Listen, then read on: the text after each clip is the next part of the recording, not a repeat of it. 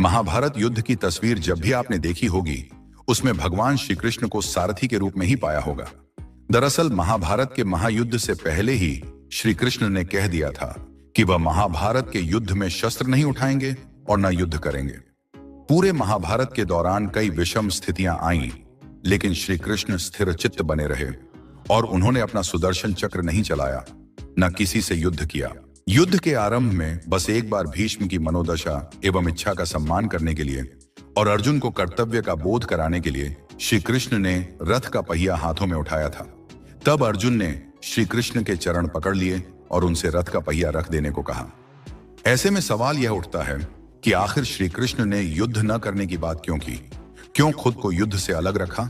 क्यों वह अर्जुन के सारथी और मार्गदर्शक बने रहे? महाभारत युद्ध के इस रहस्य को जानने से पहले भगवान श्री कृष्ण और अर्जुन के पूर्व जन्म को जानना होगा। पौराणिक कथाओं के अनुसार भगवान श्री कृष्ण पूर्व जन्म में नारायण थे, जबकि अर्जुन नर, जिन्होंने बद्रिकाश्रम यानी बद्रीनाथ में नर और नारायण पर्वत पर तपस्या की थी। नारायण और नर दोनों ही भगवान विष्णु के अंश से ही उत्पन्न हुए थे, क्योंकि उस समय सूर्य भगवान के एक असुर भक्त दंभोदभव ने सूर्य देव की तपस्या करके उनसे 1000 कवच का वरदान मांग लिया था। इस कवच के साथ यह भी शर्त थी कि 1000 साल तपस्या के बाद ही कोई इस कवच को तोड़ सकता था और जो भी इसे तोड़ता वह स्वयं मर जाता।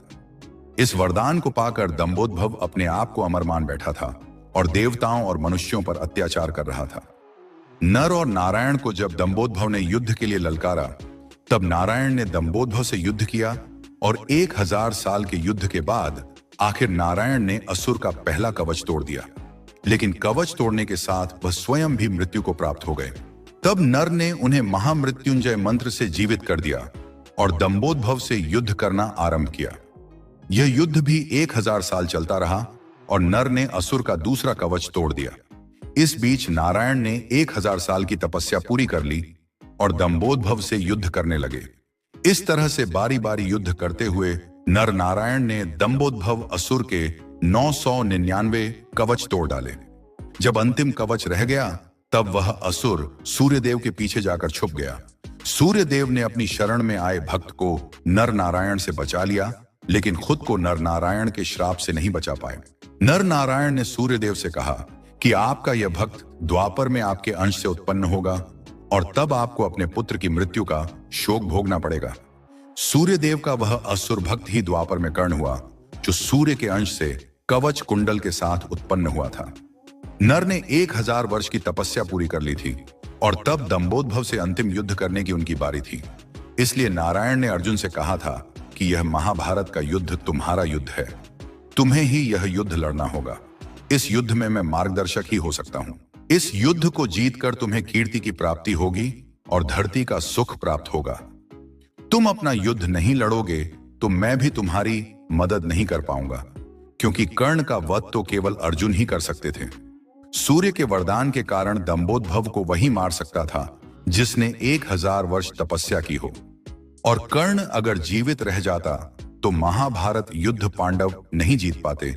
इसलिए श्री कृष्ण ने अर्जुन को युद्ध करने के लिए कहा और स्वयं सारथी बने रहे।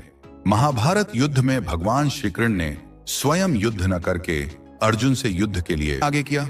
इसके पीछे एक रहस्य यह भी है कि भगवान कहते हैं, मैं मार्गदर्शक ही हो सकता हूं, बुद्धि रूपी रथ का सारथी हो सकता हूं, लेकिन हर व्यक्ति का जीवन में अपना अपना युद्ध होता है और जो अपना युद्ध स्वयं नहीं लड़ सकता है, भगवान भी उसकी मदद नहीं करते हैं। इसलिए हमेशा यह समझना चाहिए कि जब युद्ध हमारा है तो यह हमें ही लड़ना होगा। ईश्वर हमारे बदले आकर युद्ध नहीं लड़ेंगे। अगर सत्य की लड़ाई लड़ोगे तो ईश्वर सारथी बनेंगे, और अगर असत्य की ओर से युद्ध करोगे तो वह आपके सारथी भी नहीं बनेंगे और उस स्थिति में कौरवों की तरह विनाश होना तय है। दोस्तों, हम उम्मीद करते हैं कि हमारा यह वीडियो आपको पसंद आया होगा, तो हमारे इस वीडियो को एक लाइक करें, हमारे चैनल को सब्सक्राइब जरूर करें।